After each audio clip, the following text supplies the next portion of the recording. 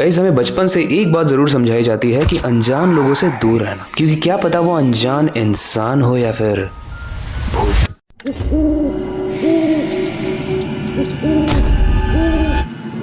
और आज की भी स्टोरी एक अनजान इंसान की है, जिसकी वजह से जो अंजाम हुआ वो जानने के बाद आपका दिमाग हिल जाएगा। लेकिन वो जानने से पहले, हेलो गाइस, मेरा नाम है अविनाश कुमार और आप देख रहे हो हॉरर स्टोरीज। ग्रेजुएशन के बाद पूजा की शादी राहुल नाम के एक लड़के से कर दी गई। राहुल दिल्ली में जॉब करता था और रिसेंटली में ही एक न्यू फ्लैट में शिफ्ट होते हैं। एक दिन राहुल ऑफिस गया हुआ था और पूजा पास के मंदिर से पूजा करके वापस आ रही थी। तभी वो रास्ते में देखती है कि एक बूढ़ी औरत बहुत परेशान दिख रही थी। पूजा उसके पास जाती है और पूछती है, अम्मा क्या हुआ? वो बूढ़ी औरत बोलती है, मेरी चप्पल गुम हो गई। ऑब्वियसली ये तो नॉर्मल है, किसी भी मंदिर के पास ये सब होता रहता है। अब ऐसे में पूजा उनकी हेल्प करने की सोचती है। वो चप्पल ढूंढ भी देती है और दोनों आपस में बात करने लगते हैं। बातों बातों में वो औरत बताती है कि मैं यहाँ पर अपनी 2 बेटियों के साथ रहती हूँ। बाय द वे, तुम ये बताओ, राहुल आ गया? ये सुनने के बाद पूजा बहुत शॉक हो जाती है। इनको मेरे हस्बैंड का नाम कैसे पता? लेकिन पूजा इस बात को इग्नोर कर देती है। वो ये सोचती है कि शायद बातों बातों में मैंने ही बता दिया होगा। अब वो वापस अपने घर आती है और घर की बालकनी से जब बाहर देखती है तो उसी के घर के सामने उस बुढ़िया का घर था, जिसकी बालकनी में उस बुढ़िया की बेटी खड़ी थी। उससे भी जब उसकी बात होती है तो वो भी राहुल के बारे में पूछती है। पूजा को समझ में नहीं आता है कि ये लोग राहुल के बारे में जानते कैसे हैं। वेल, नया दिन आता है और पूजा अपनी बालकनी में कपड़े सुखा रही होती है। तभी उसकी बुढ़िया से बात होती है और बुढ़िया उसे अपने घर में इनवाइट करती है। पूजा भी बहुत एक्साइटेड थी कि भाई उसके नेबर्स पहली बार उसे बुला रहे हैं। वो अभी रिसेंटली में शिफ्ट हुए, तो उनके घर जाती है और जैसे वो उस बुढ़िया के घर में अपना पहला कदम रखती है, पूजा को बहुत नेगेटिव फील होता है। वो बुढ़िया पूजा को चाय ऑफर करती है। दोनों चाय पी रहे हैं, तभी पूजा को पास के रूम से बच्चों के रोने की आवाज आ रही है। पूजा पूछती है, आपके घर में छोटे बच्चे भी हैं क्या?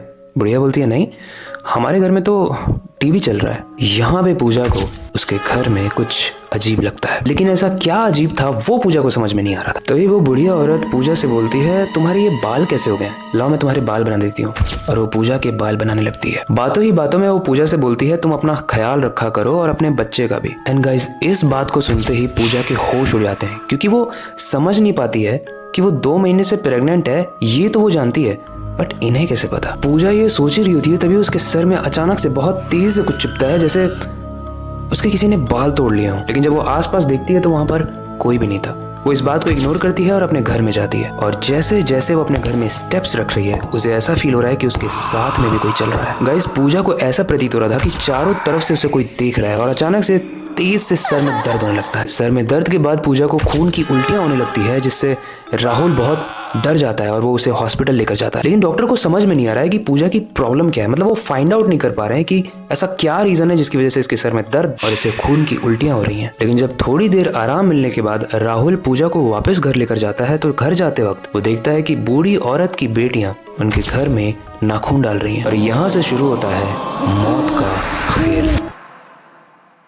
पूजा को सोते वक्त ऐसा फील होता है कि उसके बेड के नीचे कोई है। उसे अजीब अजीब सी आवाजें सुनाई देने लगती है। वो अपने कान बंद कर रही है, तब भी उसे आवाज सुनाई दे रही है। पूजा ऐसा फील कर रही है कि उसकी इम्यूनिटी बहुत वीक हो चुकी है, उसके अंदर एनर्जी लेवल्स बहुत कम हो चुके हैं और उसे बुढ़ापे जैसा फील हो रहा है। उसकी बॉडी बहुत श्रिंक कर रही है तेजी से। ऐसा कुछ दिनों तक चलता है और एक दिन जब पूजा अपने आप को मिरर में देख रही है, तो वो ये देख रही है कि उसके बाल भी उजले हो चुके हैं और उसी के साथ साथ उसका पेट बहुत बड़ा हो गया है, जिससे ये कंफर्म हो रहा है कि अब जल्दी ही पूजा की डिलीवरी होने वाली है। लेकिन गाइस, शॉकिंग चीज ये थी कि अभी तो सिर्फ 3 महीने ही हुए थे प्रेग्नेंट हुए, तो 3 महीने में बच्चा डिलीवरी लायक कैसे हो गया? तभी उसे उस बूढ़ी औरत के घर से बच्चे के रोने की आवाज आती है और जब पूजा ने पूरी बात पता की तो उसके होश उड़ गए। उसे ऐसा पता चला कि वो जो बूढ़ी औरत है वो एक डाइन है, जो प्रेग्नेंट लोगों को अपना शिकार बनाकर उनके बच्चों को खा जाती थी। और बच्चों को खाने के बाद वो अपनी एज को बढ़ाती थी। और यही रीजन था कि उसे पूजा में भी बहुत इंटरेस्ट था, क्योंकि शायद वो पूजा के बच्चे को खाना चाहती थी। पूजा इस चीज को जानने के बाद सदमे में चली गई